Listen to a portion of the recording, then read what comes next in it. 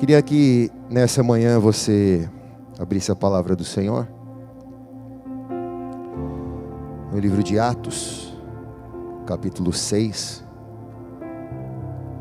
versículo de 1 a 7.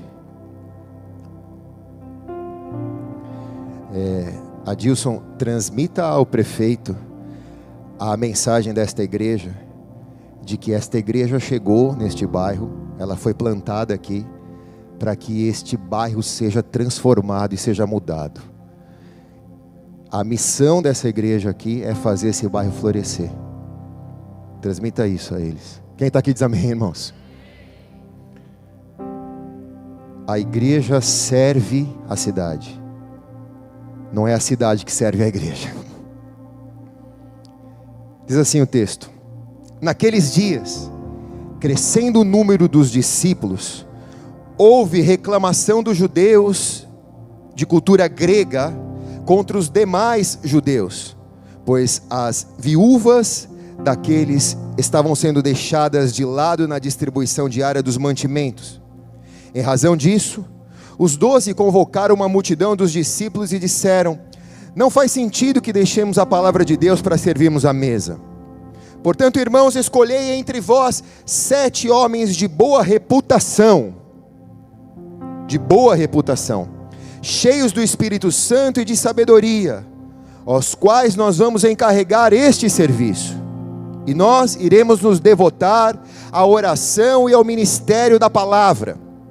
E o Espírito Santo e a proposta agradou a todos, e eles elegeram a Estevão, homem cheio de fé e do Espírito Santo, Filipe, Procoro, Nicanor, Timão, Parméias e Nicolau, da cidade de Antioquia.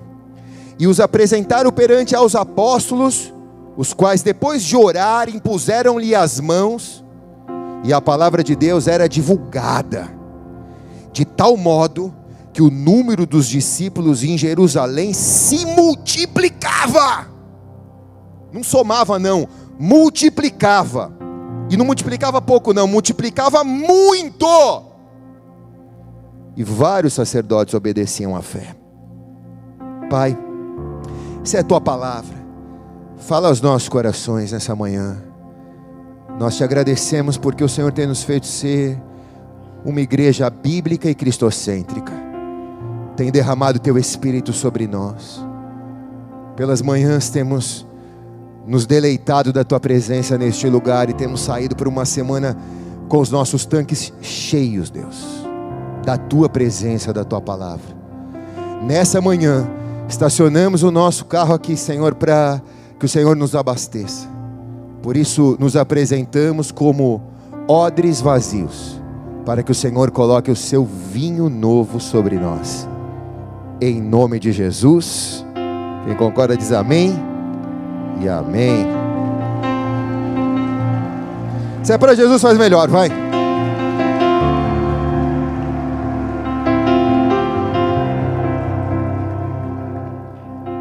Nós temos um grande desafio, e esse é um desafio mundial: sermos igreja.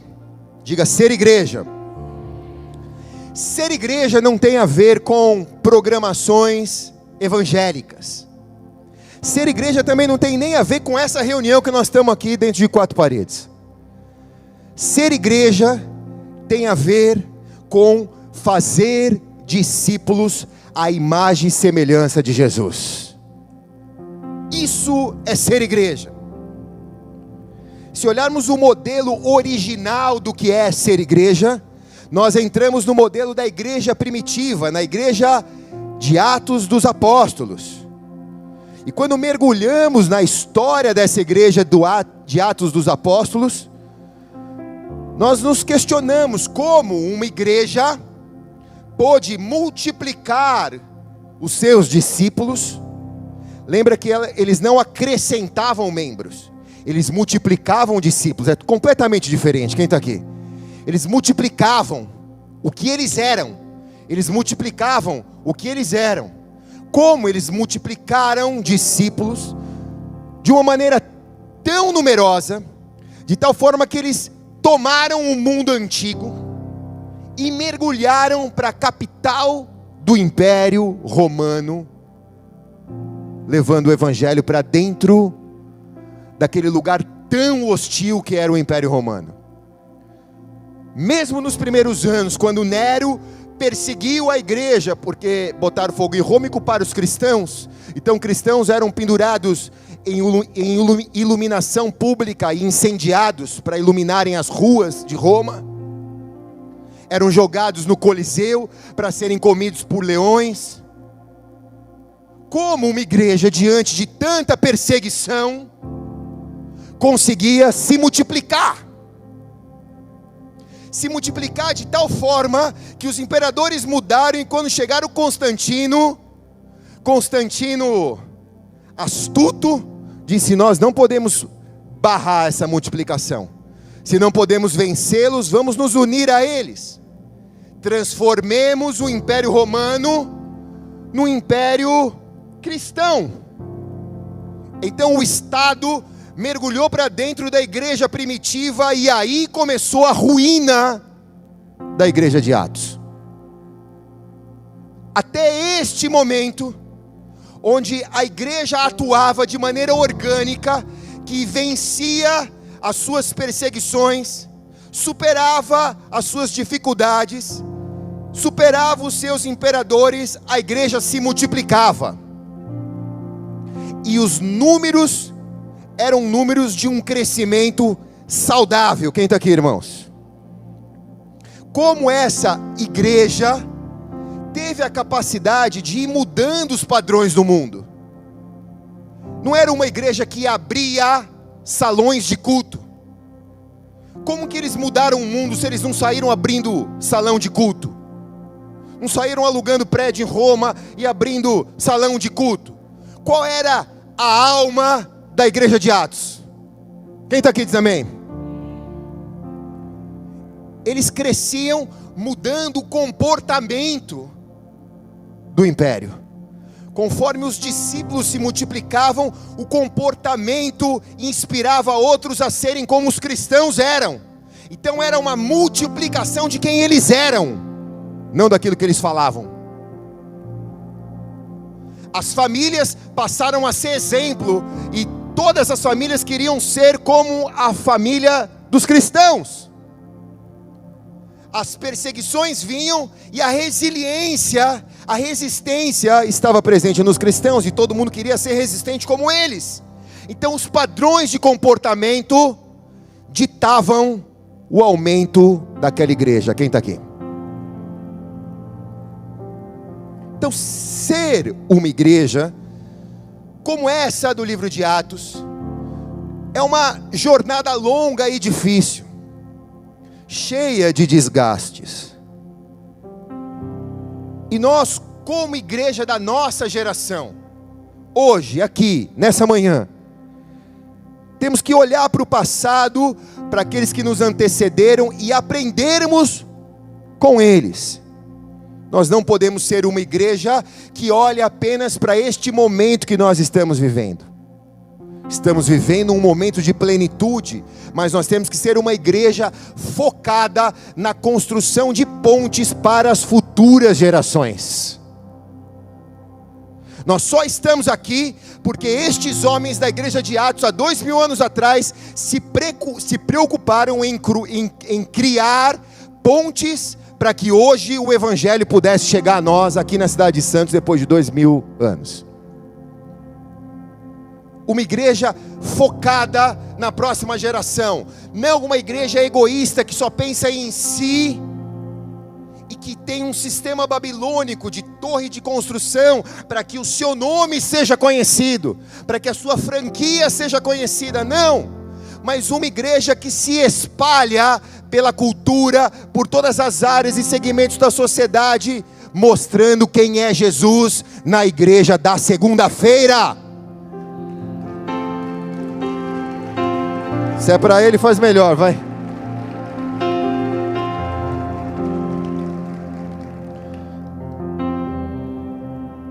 Então vamos falar um pouquinho desses princípios espirituais que nós encontramos na igreja primitiva.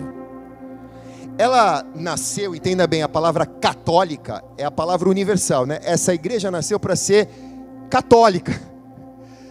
Não tem nada errado com a palavra católica. O que não pode ser católico romano, porque se católico é universal, como pode ser romano?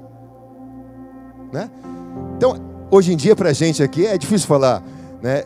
A igreja de Jesus é católica. Não dá nem para falar que a igreja é universal.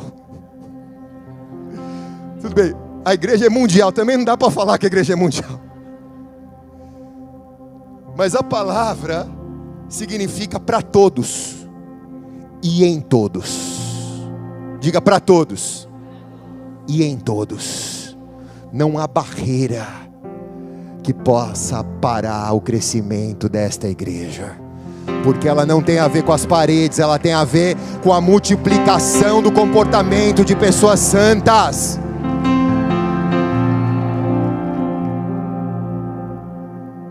Então, qual é o credo desta igreja apostólica católica? Não romana, mas católica. Então a gente precisa entender que o crescimento desta igreja, ele foi orgânico e ele foi intencional. As igrejas saudáveis são as que estão pautadas nesse entendimento da igreja de Atos.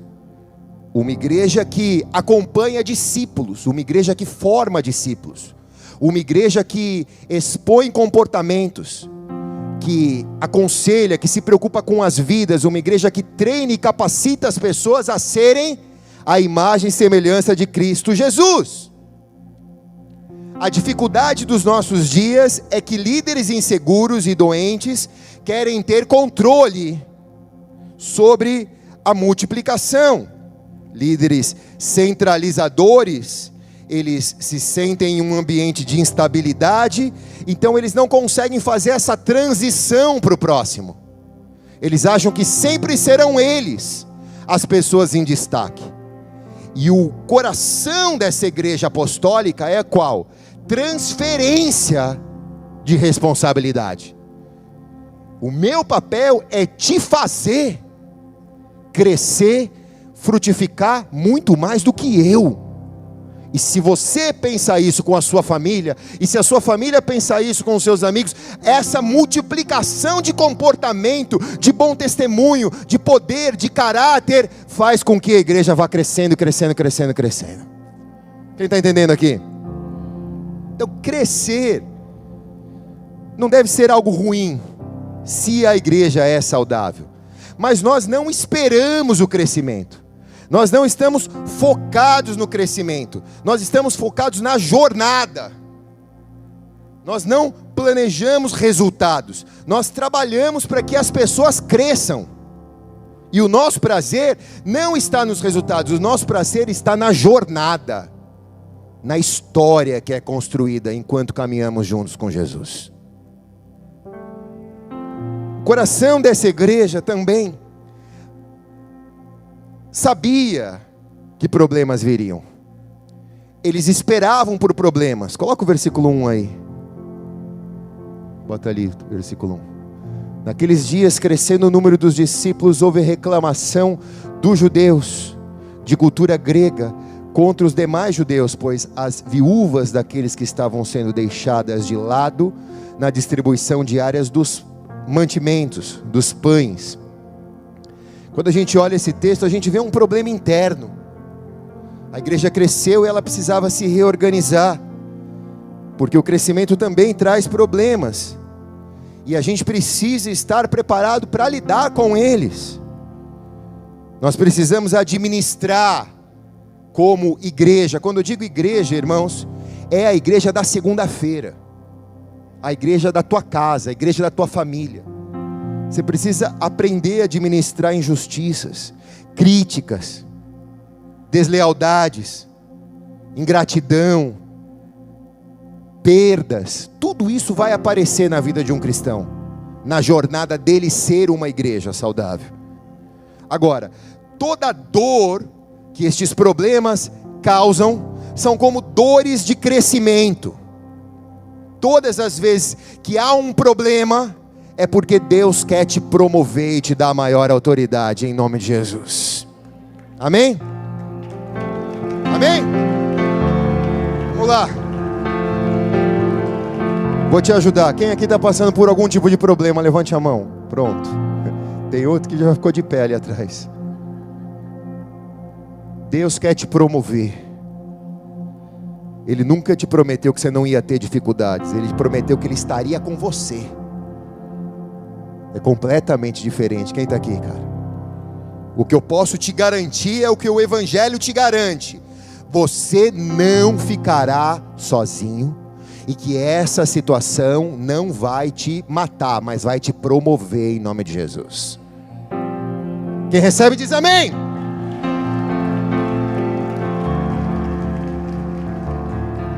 Versículo 2, joga aí no telão. Esta igreja também era uma igreja que investia nas oportunidades, porque eles disseram que em razão disso, os 12 convocaram a multidão dos discípulos e disseram: não faz sentido que nós deixemos a palavra para servir à mesa. Versículo 2, dificuldades, eles mostram, geram oportunidades. Vou repetir, dificuldades geram oportunidades. Se você está passando por algum tipo de dificuldade, você está diante da maior oportunidade que Deus tem reservado para você. Você está a um passo do teu milagre. Quem recebe diz amém, cara. Você está a uma conexão da resposta de Deus para a sua vida. Quando as coisas ficarem difíceis, Deus tem uma oportunidade para você neste lugar, em nome de Jesus.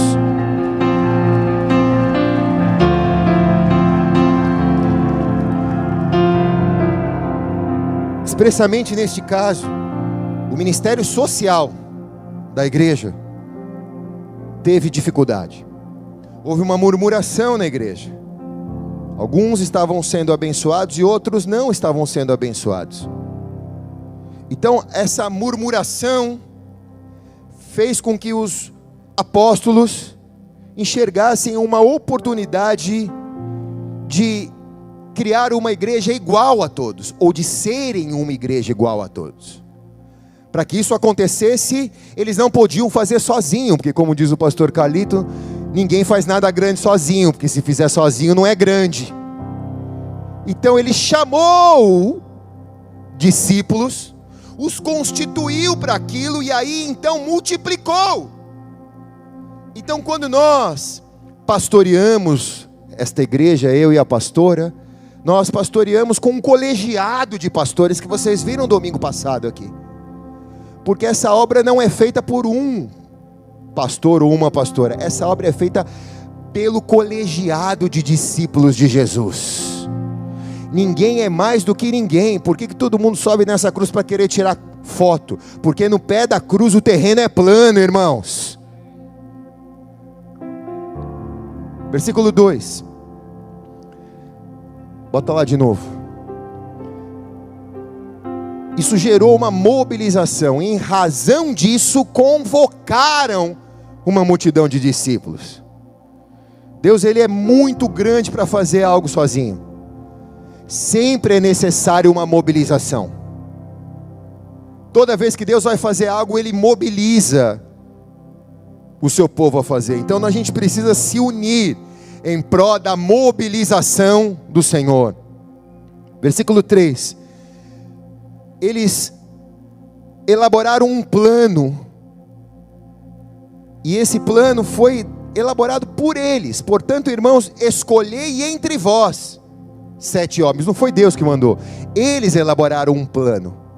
Porque todas as vezes que nós estamos nos tornando igreja, os problemas, as dificuldades, as aflições tentam nos impedir de sermos. Mas Deus vai te dar uma solução criativa para você sair deste lugar que você está. Quem recebe diz amém, cara. Criatividade, uma unção criativa. Pô, como que eu não pensei nisso antes? Como que eu não enxerguei que a resposta disso era isso? Como eu não enxerguei que esse é o melhor caminho, essa é a boa parte. Depois que você consegue identificar o problema, Deus vai te dar um plano para solucioná-lo.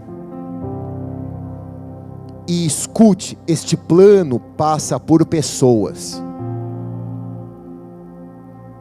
Você está a uma pessoa, a uma conexão do teu milagre. Porque Deus não escolheu você para dar tudo para você. Deus deu a chave que abre a porta, talvez por mão que está do teu lado. Por isso que a igreja tem que andar junto. Por isso que a gente tem que ter conexões. Por isso que eu não posso me isolar num mosteiro evangélico. Então não sei se você está do lado do irmão que tem um chaveiro, que tem uma chave, ou que é o chaveiro, mas há coisas que o Fábio Júnior vai fazer, que Deus vai fazer na minha vida, que só Ele vai poder desbloquear, como diz os coaches.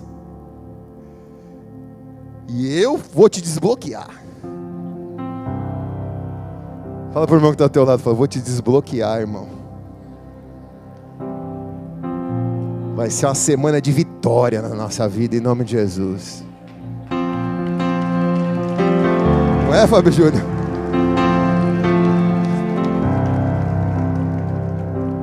Mas então, olhe para as pessoas. Por isso que você tem que ir numa mesa. Por isso que você tem que vir numa eclésia. Por isso que no domingo de manhã você tem que estar aqui. Porque Deus usa pessoas. Deus usa pessoas. Os discípulos no versículo 4 montaram a equipe deles. Bota aí o versículo 4. Mas nós nos devotamos à oração. Esse daí é o 4, né? E ao ministério da palavra. Quando eles reconfiguram a equipe, após identificar o problema, a oportunidade, ter um plano de trabalho, levantar pessoas para fazer a ação. Agora, esse novo ministério segue com novas demandas. E a liderança da igreja de Atos, que liberou, que delegou a demanda das mesas para a nova equipe, que confiou na nova equipe, agora tem liberdade para fazer o que Deus chamou eles para fazer, que é a oração e o ensino. Então eles não tinham uma mentalidade de que Deus me chamou para fazer tudo. Eu sou bom em tudo. Tudo que fazemos nós somos bons. Não. Ele enxergou que no corpo, que na igreja, haviam pessoas que faziam melhor aquilo que eles faziam.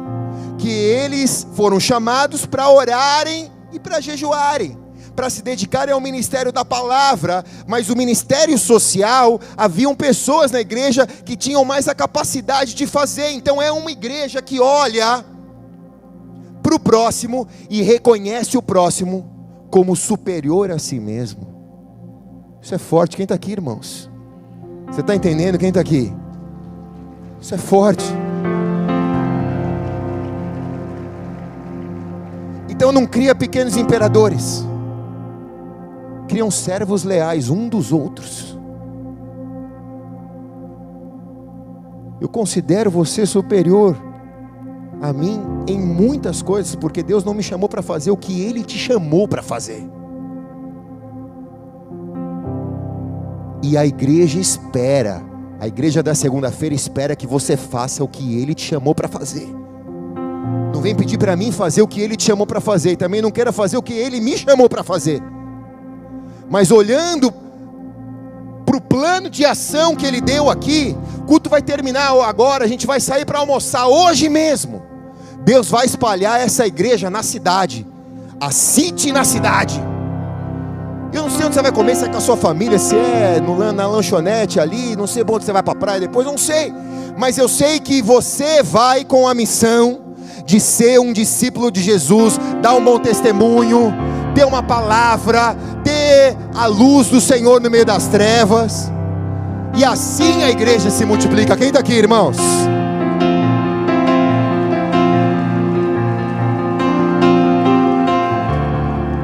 E aí eu gosto muito desse sétimo, que é o principal, que eu acho dos todos os credos, é o principal. Ela é uma igreja inclusiva. Ela é uma igreja inclusiva. Quem está aqui, irmãos? Ela é uma igreja que se preocupa com quem não está. Porque se esta igreja só se preocupa com o que estão, com aqueles que estão aqui, ela é uma associação evangélica da cidade. ela é um clube. A igreja existe, como diz o pastor Rick Warren, ela é a única associação para não associados. Quem está aqui? Ela existe para aqueles que não estão aqui ainda. E essa responsabilidade não é só dos ministros que estão aqui, mas ela é da igreja, porque nós somos a igreja. Quem está aqui, irmãos? Então ela existe para que você, na segunda-feira, na igreja da segunda-feira, seja uma pessoa inclusiva. Não pense só em você. E quando você tiver a oportunidade, nem que seja nas suas redes sociais, compartilhe de quem você é. Mostre a glória de Deus na tua vida. Quem está aqui? Esse lado aqui está mais avivado hoje. O apóstolo Géser que faz isso, né? Esse lado também aqui. É que a esquerda sempre perde para a direita. Nada contra, Dilson, nada contra você estar sentado aí. Mas o centro sempre é maior também. Mas a igreja unida, ela é a única que é invencível, irmãos. Porque a igreja não é nem a esquerda, nem a direita e nem o centro. A igreja vem do alto. A igreja vem do alto. Pega o teu dedo e faz assim, ó. É de lá que você veio e é para lá que você volta. Amém?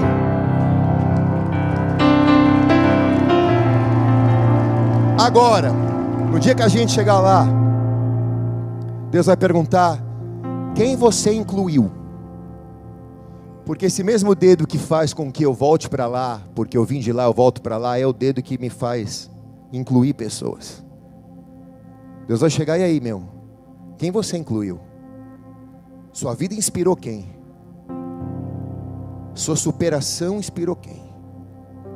No dia da tristeza você deu bom exemplo? No dia da vitória você glorificou o Senhor? Cada pessoa que foi escolhida para servir tem um perfil desejado por Deus. Deus te chamou, só você pode fazer o que Ele te chamou para fazer. Quero que você saiba que Ele conta com você.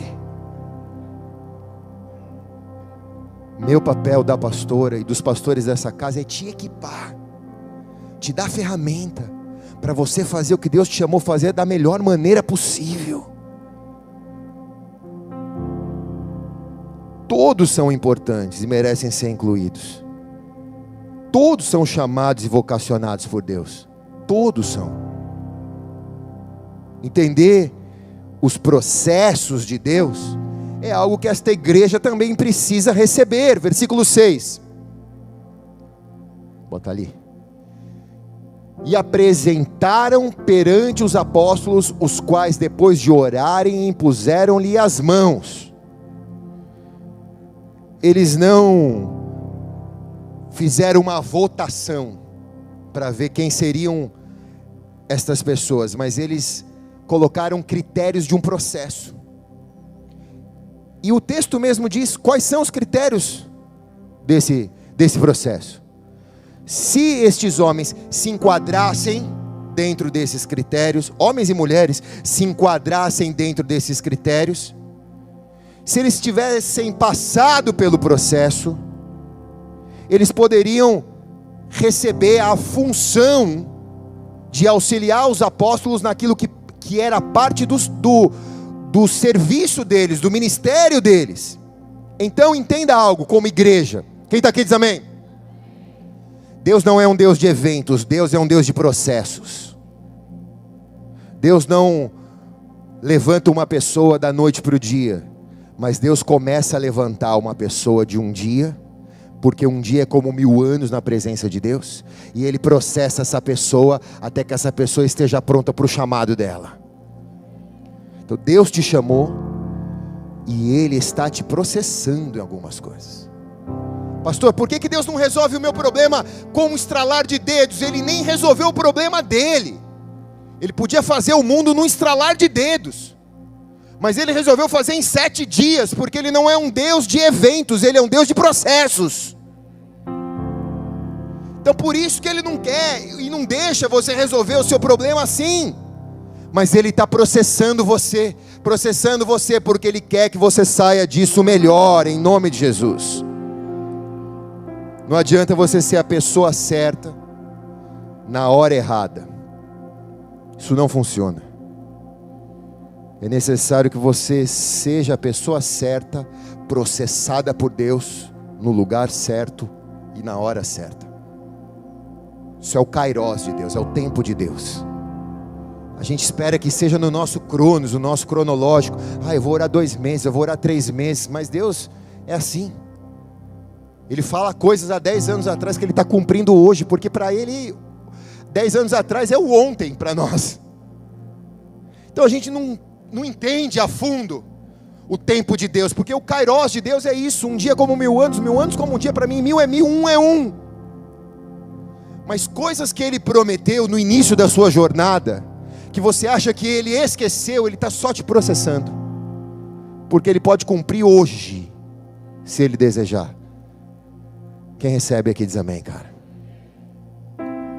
Agora, enquanto você está sendo processado, nós vemos também o credo desta igreja trabalhando com velocidade, versículo 7. Eles estão empenhados no que Deus os chamou para fazer. Joga o 7 aí. Travou? Aí. E a palavra de Deus era divulgada, de modo que o número dos discípulos de Jerusalém se multiplicava muito, e vários sacerdotes obedeciam a Deus. A palavra era divulgada. Ninguém ficou parado esperando o culto do domingo que vem. Quem está aqui? Essa palavra é para mim, é para você. Essa semana você vai ter que divulgar a palavra de Deus.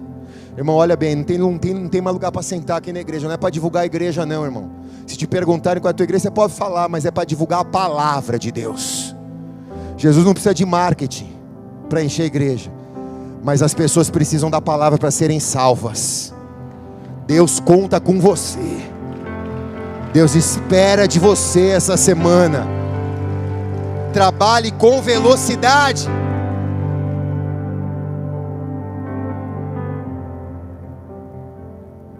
E mesmo trabalhando com velocidade, versículo 7.